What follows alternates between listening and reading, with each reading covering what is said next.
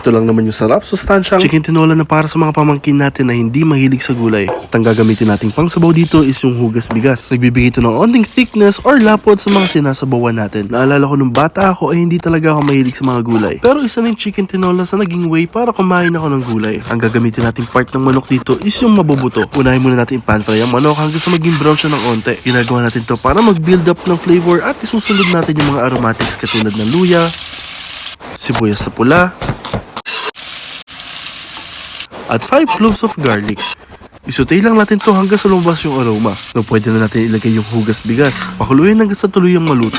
At isa sa secret ko is naglalagay ako ng Maggi Magic Chicken Cube na ibibigay nito yung meaty chicken na hinahanap natin. Plus nandyan na rin yung linamnam ng Magic Sarap. Akalain mo 5 pesos lang yung sa sari-sari store at mga supermarket. Actually meron nga rin yan dito sa Yellow Basket.